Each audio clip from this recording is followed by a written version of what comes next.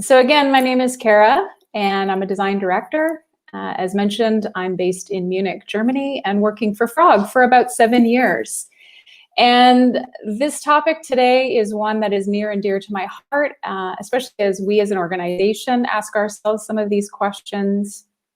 And also as I ask my own personal questions as a designer moving forward into the future. So I'm going to start off with a very important statement. Today, I am not an expert, and I'm enthusiastic about this topic, but there's lots I still don't know. So today I'm going to tell you a little bit about my own journey, express a little bit of the things that we've been thinking about in our organization and in our teams, and hopefully give you some inspiration as you consider your work. I'm going to tell you there are many things I could say about Frog. I'm assuming many of you on the call know about us. So I'm going to try to just do 50 years in 50 seconds. The most important thing that I think is interesting for introducing Frog, especially on a topic like regeneration, is that we started in a forest. And I think that's a beautiful way to begin today. Since the birth of us in a forest, over 50 years ago now, we've been working on a lot of different kinds of products and services, from digital and physical to looking at organizational change. And since that time, we've gone in various shapes and sizes. But today we're at about 500 designers and strategists and technologists. And these are our locations all around the world. And it's a lot of fun to think about how we are collaborating together across these different disciplines. So I think it's important when you think about building something for the future to think about how you can work across different disciplines and with different kinds of people. And this sort of global structure that you see on screen kind of demonstrates how we can work across not only different disciplines, but also different geographies. So I thought I would set a little bit of context to get started, and a little bit of my background and how I got to the place I am today, because I think it's really important when we're talking about regenerative design to kind of set a level set, a baseline, if you will. And I really like this model of stages of competence. Dates back to 1969, so as old as Frog. And I think I want to just highlight before I begin that we all come at this topic from a very different place and a very different level of expertise. And I want to say that that's okay. I think in the space of designing for the future, for sustainability, for protecting our climate, it's really important to understand that there's a lot of complexity involved in this. And I'm excited about what the journey holds, but I'm very mindful that I don't know a lot of things. So where did my journey begin? I think there was a time, and I'm sure all of you have experienced this, when I did not know what I did not know. And I was completely unaware that things I was doing in the world were having the impact. We could argue that starts when I'm very little, but even as an adult, I have to confess, there was a time when I wasn't 100% sure. And my design career began in a really powerful way, getting a chance to go and work with women in Rwanda. And I was working on a project where I got a chance to help a group of women in a village in the country of Rwanda to look at an invasive species, a plant that was growing on the lakes and the rivers and actually sucking up all the water source. And so that meant no water, which also meant potentially no food because there would be no fish. And these women would extract that material out of their lakes and rivers and turn that material into something they could weave and then sell. And I, as a designer, thought I was going to go make a big difference in the world, but the truth and reality hit. I was not able to really make that much of a difference if these women couldn't sell these products. And that was kind of the task that was put in front of me. Could I help them to make a website? And would that website enable them to get more buyers of their products? And the truth was, these women had no electricity. These women had no access to computers. And so in a way, this design was not necessarily something that could truly help them. So I was sort of unconscious, blissfully unaware, landing as a designer into this context, trying to make a difference in the world. moving forward, now I have a little bit more knowledge and I'm consciously incompetent. So I actually know that I don't know some things, and that's a little bit of a wake-up call. That one's a little bit harder to digest. But what that led to was a really great opportunity to grow even further. And so I began to work with some nutritionists and the Ministry of Children and Health. And we got a chance to go into 500 households across the country and meet with women and their children and look at how we could reduce stunting. So the fact that a child does not grow in a normal way because they're not getting enough of the micronutrients needed to help them have a healthy childhood. And so I got a chance to work on some packaging design and got to test my ideas with a bunch of women in all of these households. And so the idea of doing this, though, was not easy, because even though I got to do the testing in context, once I left and started the design, I was away from that context. I was away from those women and I wasn't near and close. And so trying to wrestle through the packaging of this little foil packet, because this material needs to be protected from humidity in order for it to have a shelf life. So lots of growing in that sense, and knowing what I don't know. From here, I would say, fingers crossed, I ended up getting to a place of being consciously competent, maybe. I had enough information now to know how to ask better questions. I knew that I should be looking for different things that I wasn't looking in the last 3 cycles of, or last 2 cycles of this work. And in this case, I would say it started to really show up when I was working on a project in Ghana in farming, and really helping to work with local people, so everyone from farmers to people in the Ministry of Agriculture, trying to really understand how we could best improve the quality of life by improving the food security and making sure that there was enough food for the country of Ghana. I think what you're starting to see is that there's a theme here, and that theme is, when I look at the work that I've done in the past, I've had a chance to work in the area of food and a larger system of food. And that system is something that needs to be regenerated, because these individual pieces of this puzzle in isolation don't actually help me get closer to a bigger solution that helps everybody. Instead, it leaves me in these isolated pockets. So now I'm consciously competent to know that there is a connection between all of these things. And I think that's really important when we think about being designers who want to regenerate for the future. I would say that I'm not unconsciously competent. And I'm still on a journey. And especially when it comes to this topic of all things sustainable and regenerative, I really believe I'm back at square one. So that's how I want to set up having a conversation with you today. I don't know where all of you are at. I'm sure you could find a place on one of these squares in this topic. Maybe we can talk about it in the Q&A later. I thought I would start with a little bit of a quiz just to warm us up. And I know we're not sitting around in a room having a conversation, but I hope you'll join in with me on this little quiz. These are basically easy, true or false. So true or false? Both of these stories are related to climate change. So on the left, we have Greta, Fridays for Future, young woman from Sweden who last year was identified as the Person of the Year. And on the right side, we have a scene from the UK and a protest for Black Lives Matter. And the answer is true. I think it's really important that we understand in this regenerative world that social justice is climate justice. And in this case, in any crisis, it is the poorest and most vulnerable who suffer the greatest impacts. And while these are 2 very different stories, and I wouldn't merge them quickly together, the core of both of them is that they are both seeking social and climate justice. True or false? The average car driven for 1 kilometer produces as much greenhouse gas as 1,000 Google searches. That is also true. Google produces about 1.2 trillion searches per year, and that's potentially 240,000 metric tons of CO2, which, from reading this great book called Designing for Sustainability by Tim Frick, has identified that they are actually offsetting and powering using renewable energy. Last one, true or false?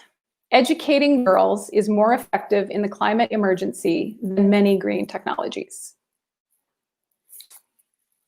And the answer is again true.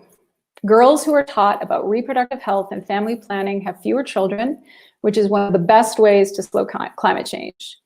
Education also enables girls to pursue careers in conservation, science, and economics. And I would argue probably also UX. So with that quiz in play, I hope you did well. I hope you were successful. If you weren't, I can tell you about, I don't know, 6, 7, 8 weeks ago, some of these questions would have been challenging for me to answer. And so I've been on my own personal journey, inviting many of my colleagues to join me on this journey to make sure that we grow and mature in the ways of design for a regenerative future. I think it's important, though, that we level set. So I'm going to start with the bad news. I've heard that bad news is always better as a starting point over good news. And I'm hopeful this truth should equip you rather than make you afraid. So we'll see how we do. I don't know if you knew this, but we and our species have done some damage to the world. And in this case, it means we're in what's known as the Anthropocene era. And essentially that means we as a human species have done enough impact that we're actually raising the temperature of the planet. And by raising the temperature of the planet, that means we run into potential risks. We want to be below 2 degrees. That's the optimal state. But if we keep doing business as we've done it today, which many people are still doing, it will take us over 4 degrees if we're not careful. And so this difference of 2 degrees, while it may not mean that much on a daily basis for any of us as we go outside, it does have an impact and runs the risk of us becoming actually climate refugees in some places. In this case, that could be parts of Bangkok or Tokyo, that could be Manhattan, that could be Miami. And so when you start to realize that this could have an effect on us in ways that we don't see currently, I hope it's a wake-up call rather than just a depressing statistic for us to listen to. I think we're also seeing a rise in citizens who are standing up for what they want and asking for radical change, as you saw in the very first pop quiz question with Greta and with Black Lives Matter. This awareness about the injustices is really causing people to actually take a very proactive position. And while that sounds like it's chaos in the world, I actually think it is the wake-up call that we have needed.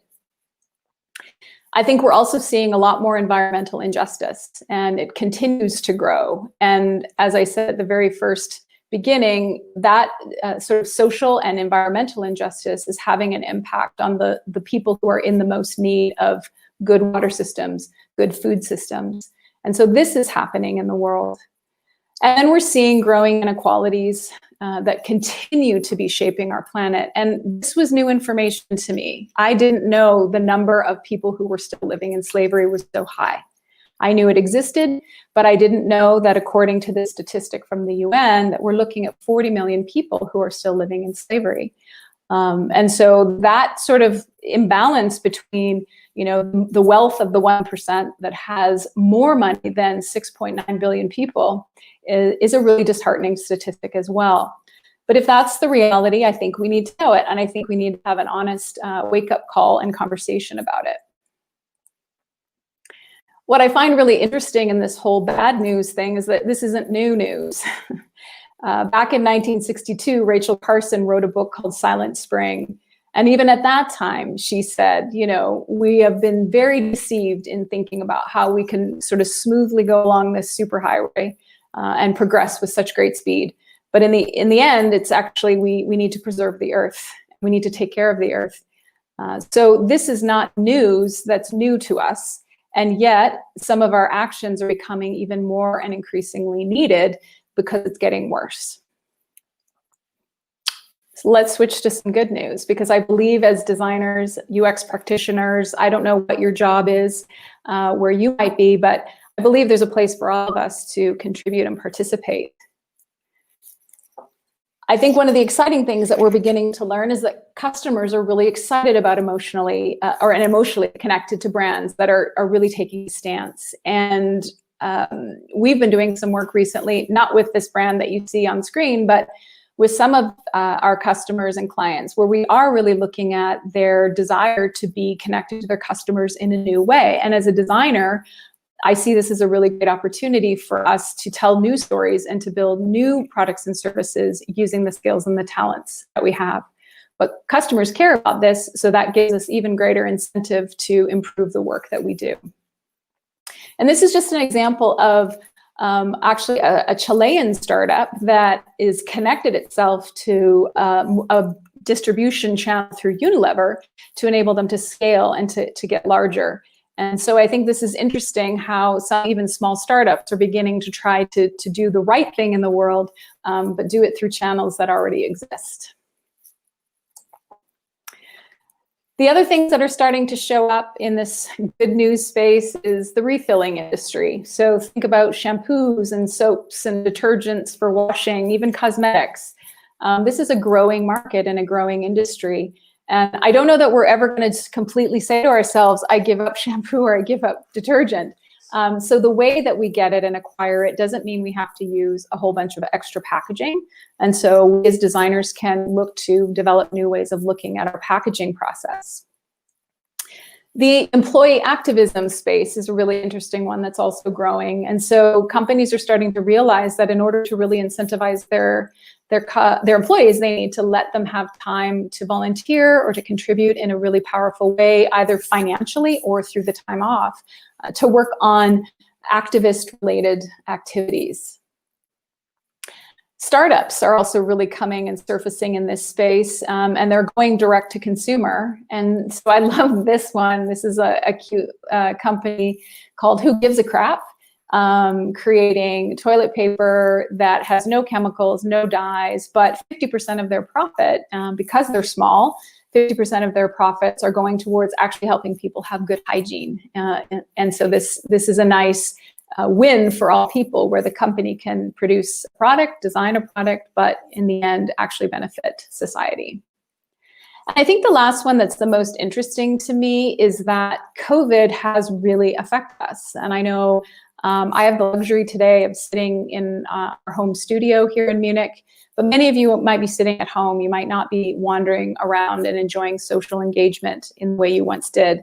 But I think this is actually, while a terrible thing, it's actually an opportunity for us to be very reflective and to think about the things that we do make. And the great thing is that customers and people in the world are actually caring even more than they did before about what gets made and what gets produced in the world, so that we have an opportunity to respond to that in a very thoughtful and a proactive way. I also want to highlight that back 10, 12 years ago, we were looking at a world where there was no Apple, there was no Google, or in the sense of doing really well and being a company that's ranked high. Back in 2008, we were seeing it was oil and gas companies who were sort of they were the largest. They had the most footprint, let's say, in our world. And in 2018, that has completely been upended and transformed. And so this idea of transformation as a designer, I think, is a really interesting space to play, because we have a chance to actually transform yet again and look at how we transform the planet for the better, and consider the ways that we engage as a community. So I've called this regenerative design. I'd like to walk through why I called it regenerative design, because I think there's lots of words that are being used today to describe what we could be doing to better the world as designers. At the end of the day, the most important thing I want you to remember is that I think this is an amazing moment to transform your role and to come into a position where you are a voice and advocate for something that isn't just the product or the service, but the impact of that product or service. So I'll start by telling you about a definition that came during my studies in design that I like. It can be a bit provocative, but I do like it, by Victor Papanek. If you haven't read him, I highly recommend. But back in 1985, he declared that design is the conscious and intuitive effort to impose meaningful order.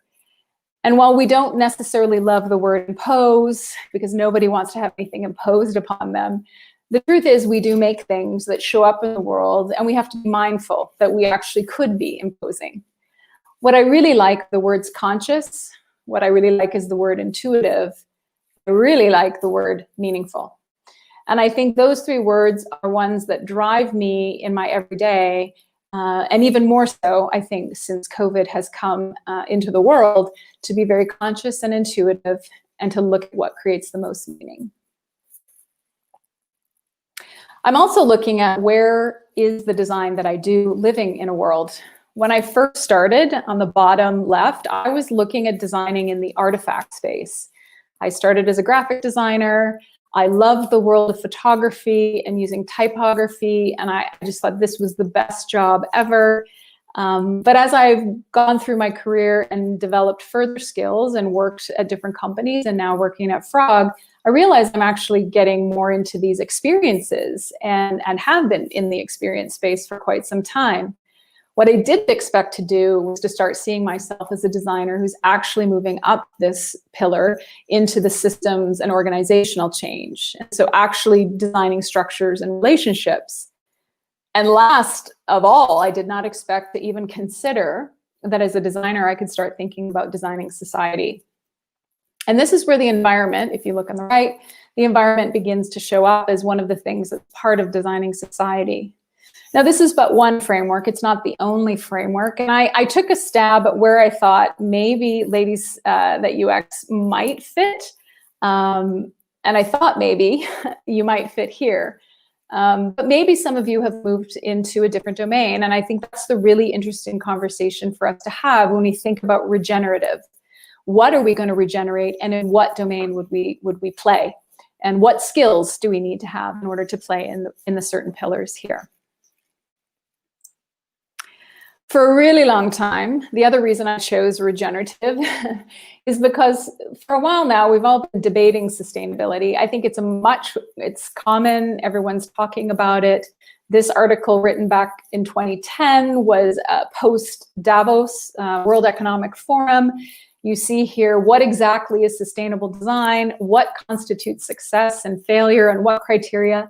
I don't know that we've actually left this space, in the sense that I think there's still going to be disagreements and differences of opinion about things. I think we all agree that there's a problem when we start to see forest fires and we start to see flooding. I think there are definitely indicators that maybe weren't even things we were noticing in 2010 the way we are noticing them in 2020. But the reason I'm sort of stepping away just for a minute from the word sustainability is I believe there's a new trajectory we need to be thinking about. Regenerative. So regenerative design actually is not a new idea. So I'm not revealing anything that you haven't heard of before, or maybe you haven't, but it actually did start with the built environment and with the architecture practice. And this gentleman by the name of John Tillman Lyle, he wrote this book back in the 70s, and has a whole case for how architecture can be regenerative. And I think as designers and user experience practitioners, we are in a close proximity to some of our colleagues in architecture, even if we're not building the same kinds of structures. Regenerative also has its roots in agriculture. And so I think it's really interested, not so much from design, but just thinking about a system that can regenerate itself. Regardless of where it lives, who started it, where it fits, I think the key things I want to leave with you today is that systems thinking and interdisciplinary collaboration and the dependence on natural capital are critical. These are the critical elements in my mind, and ones that we can reflect on. And natural capital, if you didn't know, was just looking at things that are not technical. So the soil that we walk on, the air that we breathe, the water that we need to produce a product or to make a service come to life. So these three things, I think, have become really interesting for me when I think about what does it mean for me to help be a regenerative practitioner. So to explain it even further, just to be on the safe side, and this has been helpful for me as just a structure to think through, how do I fit all of this together? I think we can look at this matrix and see that at the top, regenerative, it's the awesome place to be. It's the awesome location on this matrix. At the bottom is degenerative, and where we're not helping to improve environment, we're not helping to make a better planet. On the right, you're going to see that it would be good for us probably to be using less energy, and on the other side, more energy.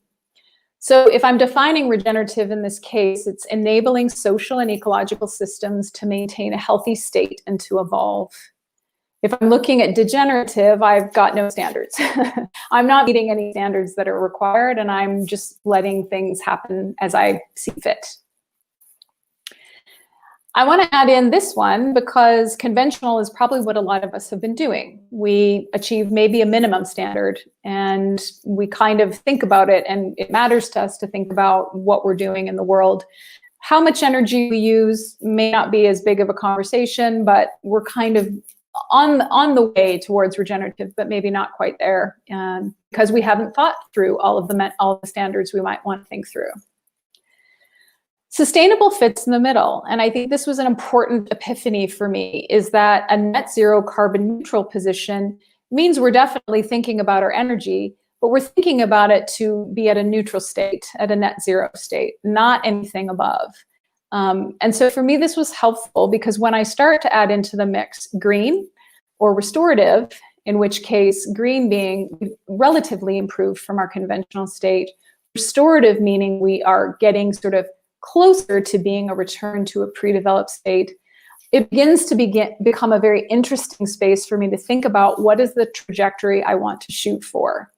Do I want to stay in a fragmented system, which tends to be the more energy degenerative side, or do I want to be the kind of designer who looks up and looks at systems, as I said, looks at how I collaborate across disciplines, and takes into account the nature around me and the natural resources I have to be mindful of. I think we all agree that we'd like to move from here up to here. And I think that's, the conversation that I'm having today with many of my colleagues is how do we move the business we do, the work we do up into this category? So knowing that this is sort of the structure, giving this framework for me is helping me to get above sustainable. And I think there is nothing wrong with sustainable. Let me be very clear. It's a really good place to be. And lots of companies are coming forward saying, we need to be part of this. And we want to be a more sustainable company. So having that mid-range target is a wonderful and important thing. But as a designer, I want to grow in my competencies to get me up into a closer state that is regenerative. So I thought it might be helpful. I can talk about high ideas and very vague abstract concepts. I thought it might be helpful just to have sort of the last part of my talk today discussing a little bit about how you might want to get there. So I'll give my best shot. There's many, many more. I am, like I said, not the expert in all things related to regenerative, but these are some of the things that I've come across and I've learned in the last couple of months in the time of COVID reflection, we'll say. I don't know if you knew this, but according to the Ellen MacArthur Foundation, apparently there are more than 160 million of us who have a chance to influence this world we live in with our skill and design. And I would assume that spectrum is as broad as the triangle shape that I showed you previously, from artifacts all the way up to policy design. But their goal and objective is calling for 20 million of us to design for the circular economy. And the image on the right is from their website. It basically shows that the circular economy is really looking at regenerating natural systems. We're looking to design out waste and pollution, and we're looking to keep products and materials in use so that we don't have to take them to a landfill or even use extra energy to try to repurpose them. So how can we best keep them in use? So without going into a long conversation about circular economy, I think it's really important that you as a designer, we as designers, get familiar with the circular economy and our role within it and think about the role we have to play in each of these categories in order to be able to be part of the 20 million who can begin to be advocates and practitioners. And I would argue that in my training and career as a designer, I still have a lot to learn and a lot to grow into. And so there's a big task ahead of us. So it is a great opportunity for growing your career. My colleagues are probably sick of hearing me talk about the donut, but Donut Economics is a great book and a great framework developed by Kate Raworth. She is an economist and has a great TED Talk that I would also recommend that you take a minute to listen to. But basically her way of looking at this is not to say it's either social or environmental problems. She's actually looking at if we can take care of the social foundations and know the ecological ceiling by which we can live happily and not ruin the social foundation, we should be okay. We should not be going into a climate change or chemical pollution or land conversion challenge. Every city and country in the world is going to have a slightly different donut, because we have different types of businesses and manufacturing and ways that you deal with waste and different infrastructures. Different political leadership changes this donut and what it might look like. But what I want to show you here is that as a designer, there's a great opportunity for you to play in each of these different sectors or segments of society. At Frog, we're touching on many of these. We're looking at things like health and education. We're starting to realize we have a lot of work actually in food, energy, housing.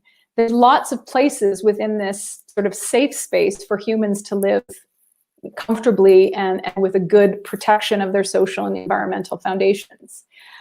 So I encourage you to think about the work that you do and start to look at the whole system, not just your individual product and what your individual product is trying to solve. A nice case study is the city of Amsterdam is actually moving to use the donut as its framework for how they can begin to look at a life post-COVID. So it's changing the way they're looking at different policies. It's changing the way they're kind of thinking about what is the citizen experience going to be, everything in the health sector. So Amsterdam, as an example, would be a city for me that has a lot of opportunity opened up to say, well, how do we design a new way of thinking about this if we're designing according to the donut? This is one of the tools that Kate has used on her site, and I just thought we could apply it as a provocation of questions for ourselves. So when we think about designing, can we think locally and globally, and can we think socially and ecologically? So at the local level and social, you might be asking yourself, how does my product or service help people in my community to thrive? If we were looking locally at an ecological evaluation of a product or service, is it helping local habitat to thrive, or is it causing harm? At a global level, we could ask about the well-being of others worldwide. What are we making, and will it contribute to their well-being? And from an ecological perspective, are we actually respecting the planet? And while this is quite a simplified little graph, I think these basic questions are new questions that designers can be asking when we think about regeneration. I don't want to just sustain, I want to think about, how do I regenerate? I think you can also be applying tools and metrics that already exist. So two things that I've been reminded of, and one I learned about, are the Paris Agreement and Sustainable Development Goals, were things that I knew existed. But the Science-Based Target Initiative on the right is part of this sort of larger conversation with companies as well as the UN to begin to really start to work towards a declared commitment towards a reduction in CO2. And lots of companies are in that list. You can download and see who has signed up to commit to it. It's quite powerful to see that even if we as individual designers aren't really sure what we should do some days, companies are beginning to make that claim and really put a stake in the ground that they believe that this is the right thing to do. We don't know all the reasons behind it, but I think to have over 900 companies beginning to sign this kind of commitment is a really powerful mechanism for change. Sustainable development goals are likely very familiar to you. What I'm noticing in my work is that companies are starting to really use it as a framework for their corporate social responsibility. And in some cases, that corporate social responsibility is very campaign driven. So they will just be giving money or offsetting or doing some things that don't require a lot of effort. In other cases, they're using it as a way to really engage with local communities and to make a difference. So I think these are two things and tools and metrics that can help you rethink or ask new questions when you're building your product or service. I think a very obvious one is to ask nature. And literally there is a website called Ask Nature. And it's an amazing site filled with ways that we can look at how nature is adaptive or how nature regenerates itself.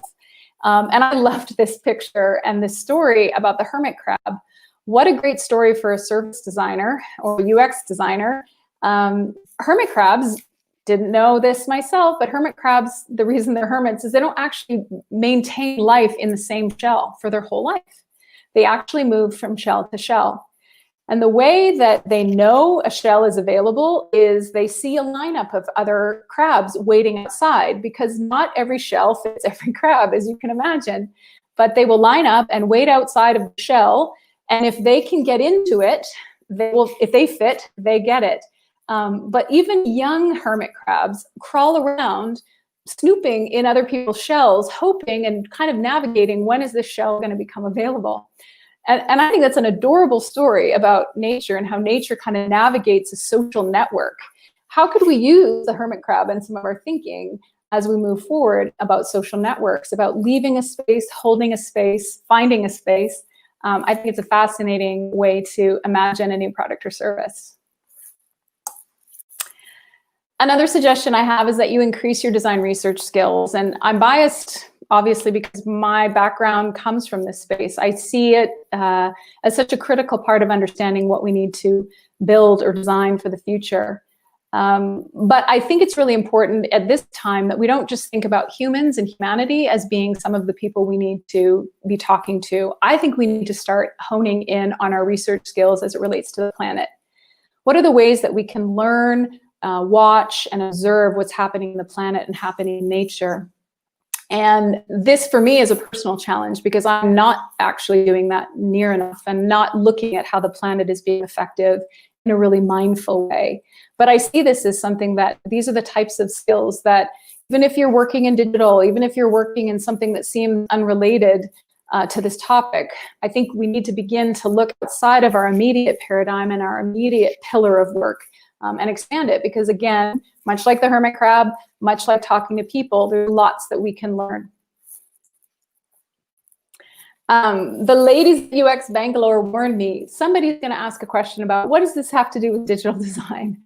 So I hope I can do my best to try and answer this. Like I said earlier, I've been reading this great book by Tim Frick, Designing for Sustainability.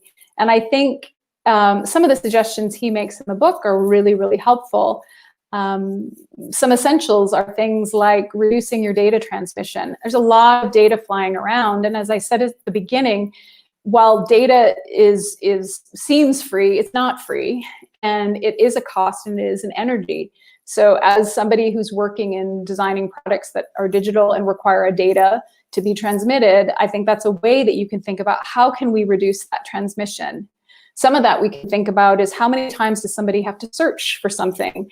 That's a way, if we could improve some SEO and get people searching and getting to the thing they need quicker, that's an example of how we can reduce the amount of times that we're asking for data to be transmitted. This one may be obvious, but optimizing images is a really easy way for you to be thinking about how you can reduce the load on a site or on some product you're building. Promoting and applying the web accessibility standards is another example, and this looks at everything. So people with a disability who may have difficulty reading or hearing, those are places that we can begin to investigate. How can we improve what we're working on from a social perspective? So it might not just be about the energy we're consuming, but also how are we being inclusive in our design? And I learned from Tim's book, they actually apparently have a sustainability group. So I thought it was worth mentioning that there's a separate group that you can dive into more of these topics. Some of the rhyming words in today's presentation are reduce the code load. So don't code for anything more than you need to code. And I'm not a coder and I'm not doing this every day, but conversations I've been having recently are helping me to realize that there's actually an opportunity to not overcode what you need to build your product or service. So recommendation. Impact assessment. We do these things at Frog, but I think it's really interesting to start thinking about it from some of the technology perspectives as it relates to this. And so we could look at things like carbon offsets, we could look at renewable energy sources. I think this is a whole practice that others are doing. I think it's a great space for us to be thinking about when it comes to digital design. And then lastly, I think creating design systems with pattern libraries. And I know many of my fellow colleagues, this is the thing they do. And it's exciting to say, guess what? Some of the things that we're doing actually can improve, you can have a more sustainable approach. But I think the picture on the right from Tim's book really highlights looking at the whole environment, the manufacturing of the device that is needed to build your product. We often talk about the presentation layer, but there's the application layer, there's the infrastructure layer, there's the manufacturing, the power, and the disposal. And I think many of you are thinking about this, but again, what does it mean to go beyond sustainable and to think about this in a regenerative way? And as you see here, I said and made a suggestion that there is room to become regenerative in this space of digital design. I think it's a domain for new conversation and new discussion across the globe. I think it's really a good idea to get to know a farmer. And here's why, because farmers are dealing with one of the best solutions to the crisis we find ourselves in, and that is our soil. And when we harm our soil, we put chemicals in our soil, we don't take care of our soil, it becomes degenerative. We can get it to a place where it's sustainable, but there's a really great movement happening in the world around regenerative agriculture. And I think this is a really interesting topic. It's not necessarily what I would think a designer is going to, know about or understand completely, but I'm really excited to talk more with farmers. As you remember at the beginning of my story, I didn't realize how many people I was talking to in the food and land and agriculture space. And now I'm here asking myself, who can I talk to yet again? Because a lot of what's happening in regenerative agriculture enables CO2 to be restored. And so there's a great movie coming out called Kiss the Ground, and it's going to be on Netflix. I don't know if it's everywhere, and I'm not here to promote it, but they are having a really great conversation about how regenerative agriculture can make a difference. What does that mean for you as a designer? Getting to know a farmer just as a friend is one thing. I think the other thing is beginning to understand what role you can play in bigger systems like the food and agricultural system. This is a slide that shows up in a lot of our trainings around research, around product design. The idea that there is a good question to be asked every time you work on something. And that is, well, there's two questions, are we building the right thing? And are we building the thing right? And as you can see, the arrows show a constant flow in this conversation. But these are two questions I think are just critical to be asking ourselves. And is the right thing going to be regenerative? And if we build it right, hopefully we can start to apply some of the circular principles of design to be able to get closer to building it in the right way. Lastly, Paul Hawken, who has written many a book, but he's also the co-founder and executive director of Project Drawdown, makes this really great quote that a lot of us at Frog have really appreciated, that the current trajectory is much worse than we think, and thankfully the solutions are much better than we think they are. And I think it is good to know as a designer that our motivation and our goals and our aspirations are based on curiosity, are based on improvement, are based on adaptability and change. I think that's inherent in the design practice, and I think it leaves a really amazing open door for all of us to think about it and think about it as shooting towards that higher place where we're using less energy but having more impact in regenerative design. And with that, I'm open to questions.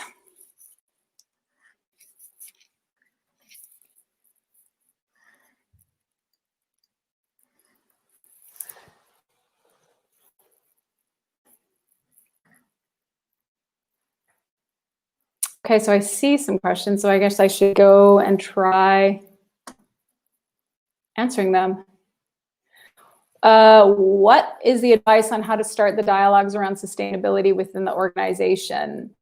I would say one of the biggest things that I've started noticing is that I don't have to start it.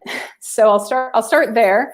That some of the clients that are coming to me lately, I just feel like all of them are asking, how can we do something more sustainable? How could we be, thinking about our customers' needs that are so demanding around being more conscious? So that's easy, and I realize that's fairly easy. I think we at Frog are in a place where we are really trying to structure how do we have that conversation. I think a lot of what I've shared with you today is actually some of the conversations we're beginning to have. I can give you one example. Some of the places where you might be working actually have policies, like regulations. So I know we're not necessarily talking about California on this call or on this webinar, but I think California has some regulations, and those regulations have helped one of our teams to be able to set up a structure of how they need to bring sustainability into a project. We didn't originally have that conversation with that client, but as we started to expose the regulation that was available to them as a driver for building something more sustainably, that led to a really great conversation and opened the door. I think some of the things that I would do is start showing things like the science-based targets. So that website, show your clients that there are others in their space or in their industry that are actually becoming more vocal about the work that they want to do and how they want to do it differently. And lastly, I would just say, make sure that you educate yourself. I don't want to go in and talk to a client in a harsh way and be too aggressive with them. I want to be helping them to see that this is a great opportunity for them.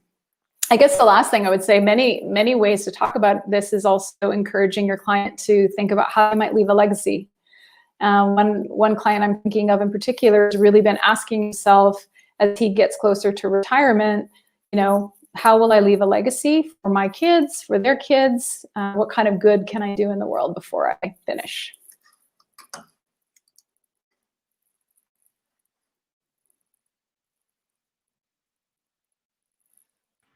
Okay, I don't know if there's any other questions. I can't see any coming in, so. Yeah, hello everyone. I just wanted to check if you have more questions, and please type your questions in the chat window. You would not be able to speak, but you'll have to sign in through your Gmail account and type your questions here. So maybe let's just give a minute to see if there are more questions. Oh, I see one here. I see one here, Veena. Do you have any advice on how to convince clients the benefits of the circular mindset in the digital sphere? I think at the end of the day, if I go back to this, that's what I showed about the entire ecosystem. So the truth is, if they don't buy into the fact that the planet is a problematic situation right now, that's a hard conversation I realize to have.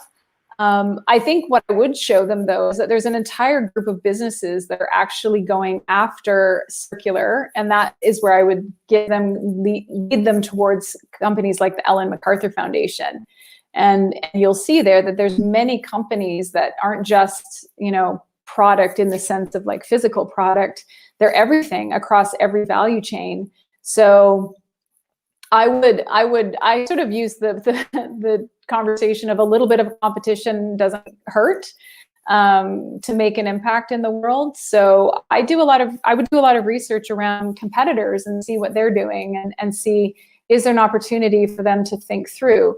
I think the important thing here always is, though, that sometimes it depends on who in the organization you're talking to. And I do realize that it can be challenging if that person isn't, at a level in the company to make that change or to have the impact that you would hope that they would. So sometimes what I do is I just start inserting sustainability conversations. Have you thought about what if we tried? Sometimes in our workshops, we'll add, maybe a new layer. What if you added the planet as one of your clients in this product? Like, what if the planet is buying your product? So I think you can do some things that are not too intense, but start to open up a conversation that's maybe a little bit different and unexpected.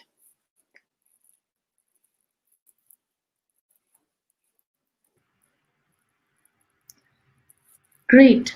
Thanks, Kara. That was awesome. Are there any other questions from? You can ask questions about other things too. It doesn't have to be just about regenerative. You can ask about design in general.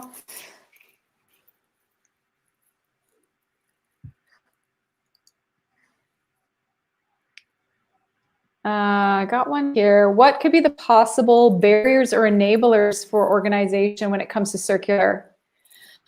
How can we as individuals contribute towards the shift? Well, I mean, barriers are that kind of what I just said, like people don't actually think there's a problem, and they actually think that a linear economy is still an okay economy. So I think there are some really great tools out there that can help overcome those barriers. And a lot of it is about how you structure the conversation, where the conversation might happen. I don't know all of the context that you might be sitting in, but many times if we're having conversations with clients, I will just ask them, like, have you ever thought about adding a circular dimension to this? This seems to be the new thing, you know, that's happening in the world. And just see what they respond to, and how they might react to that is often. I think you contributing is you understanding circular for yourself. I think we're all in that journey to understand, what does it mean for me to be a designer? There is a lot of information that's showing up out there that is going to give you some of that guidance. You know, the sites that I mentioned in the talk, like look up Ask Nature and just get inspired by all the way that creatures in the world either organize themselves, create, you know, interesting, you know, things like shark skin influencing, you know, the development of other wear and clothing that we as humans wear. I think just start with getting inspired. I think if you are a designer, hopefully you get inspired by seeing how the world works and how it gets, how materials can make impact, and how systems can be changed and triggered just by rethinking something. My personal favorites in sustainability reads. Well, some of them I've listed. You know, I think anything around the topic of biomimicry is really interesting, which kind of comes in close proximity to Ask Nature. Recently, I read a really great one. I actually have it. I can do a little promo. Fellow Canadian, graduated from my university, The Conscious Creative, Practical Ethics for Purposeful Work, Kay Small. She's a Canadian who, it's a really easy read, really simple and straightforward. I would say Natural Capitalism by Paul Hawken, who I referenced, is great. I'm dropping and blanking out. I can probably share some with Nina and the ladies and forward them to you. But yeah, lots to read on this topic, lots to consider. And I think kind of geeking out a little bit on some of the science, if you're up for that, is to really to dive into that a little bit and see how do things work, how do systems work. I think. Oh, I have one more. Danella Meadows. It's less about explicitly being about sustainability, but it's definitely about thinking in systems. So if you've not read her book, Thinking in Systems, I would highly recommend. Let's see. I think that's the last one that I can see here.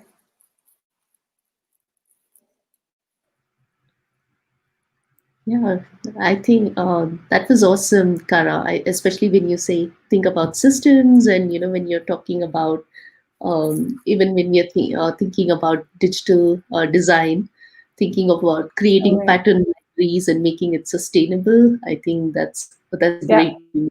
I see one book. I think it's just a comment. A really good book is Products That Last by Connie Baker and Marcel Den Hollander. Great. I'll check it out. And it's good to see, Saurabh, that you're totally up for geeking out. So that's great.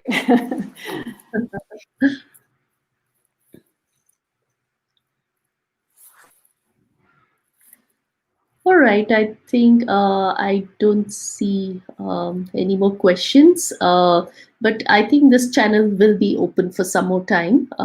So if I do see more questions, then we will post it out to you, and maybe you can answer back over here on the chat window. We have one And more, Vina. I think we have one more I can try, and then maybe we can close it. What was my moment of revelation when you realized sustainability is not talked about enough? That's a really great question. I think that I had a really great university education. The university that I went to really celebrated sustainability. I got to teach sustainable design at a very early stage of people's career. So not highly complex sustainability in design, but I think I realized, I actually had a very big epiphany when I started at Frog and worked on a project. And I really thought the focus and the effort was going to be totally about sustainability. I was super excited and fired up. We got to talk to some really amazing people, learn a lot of amazing things. And then I realized the client couldn't implement because the company really wasn't ready to fully implement. And so then I started to realize it's not that we don't talk about this stuff, it's that sometimes we don't know how to do this stuff. And how means how to make a good business case for it. How means being able to actually do the design work that we need to do to make it be regenerative or at a minimum sustainable. So I heard a recent stat even from some folks at the Ellen MacArthur Foundation that some sort of study had been done on designers getting out of school, and 70%, I think, of even maybe Swiss designers, so don't quote me on the location, but 70% really did not feel equipped to go out into the world and to do this. So I think if we feel a little bit uncertain or like, oh, it's not talked about enough, I think some of it sometimes is our own insecurity about what we don't know. And when you don't know something, you often retreat and you can make assumptions, or you can be denying it. You can sort of put it off. And in this case, I think sometimes it's still not being talked about enough, but not because it's not important or not because other people don't know it. It's like you got to get yourself into new circles and have new conversations with new people to start realizing actually that group of people is talking about it a lot. I hope through things like the Ellen MacArthur Foundation, who are making kind of the rally cry, let's join in, let's do this. I think hopefully some of us will start to talk about it more. And yeah, so in extension to that, no, I wouldn't say it was a book I read. I think it was being surrounded by people who were talking about it and then getting into a situation where no one was talking about it. And I realized there was this whole conversation happening at school that was not happening in industry. And so I think what's starting to happen is industry is crying out for trying to create some level of community, things like science-based targets, things like sustainable development goals. There are things now that exist that there's enough energy and traction around it. It's beginning to become something that companies are signing up for. And I think companies have a lot of power, quite honestly. They drive a lot of our economic structures. And so if they start doing it, I think a lot of other people will start to recognize and acknowledge. I'm not sure if this is a question or a statement, the last one, but yeah, I think Suvarna, do you want to make it more specific? Is it about how do you relate circular economy to regenerative design, or is that what your question is? I would just say circular economy is the economy in which we want to try to drive. We want to get away from linear views. So for me, being regenerative is thinking about, I have to design things in a circular economy mindset. I can't keep designing in a linear economy mindset if I'm going to move myself into being a regenerative designer. So I hope that answers. What tools, methodologies, or processes or literature would you recommend for driving the carbon footprint for certain products or services? That's a great question. It's one that we are learning about. I know that in the work that we're beginning to do, we are starting to get some of those tools. So I don't have them on the tip of my fingers or the tip of my tongue to say some of those tools out loud. But there are a lot of things you can research online that are just carbon footprint calculators.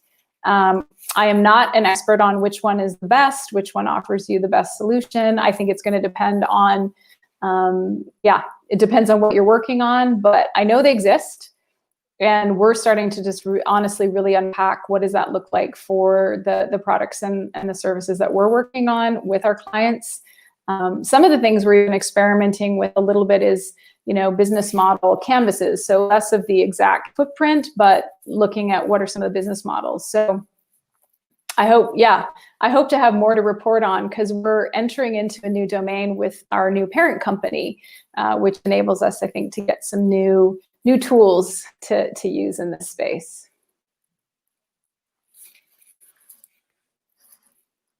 Okay, I think I answered those questions. I think we're good. Great. Right. Yeah. So, any last questions?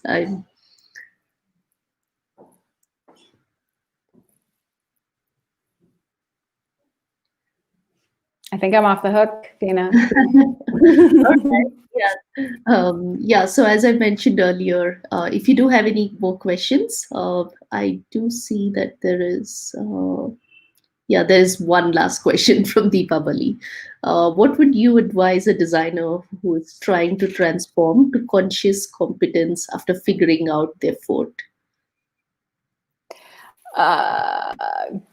What would I give advice to try to transform? I just do more of whatever you're doing. I think it's what can I say? It's a journey. So, and maybe backcast what you've done. I think a time of reflection, sometimes I go back and I just do like a little mind mapping exercise in my journal, and I'll think about what are all the things have I done, and how can I start to cluster those ideas into something that actually determines that I have some competence in this area. So, a little bit of research on yourself might be good. Reflection and research on yourself could be a helpful first step.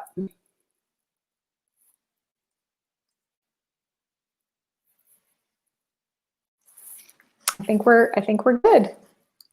Yeah, and that was a great point. I mean, when you talked about reflection, and I hope Deepavali that gave you a good, reference as well. Cool.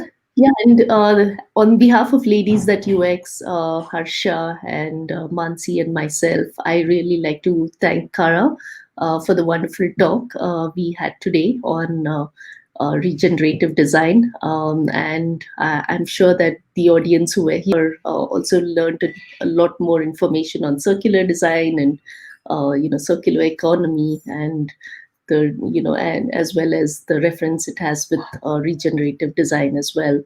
And I think this is a great session, and I would once again like to thank you, Kara, for sharing your thoughts, and we would also like to maybe have like a photo session before we drop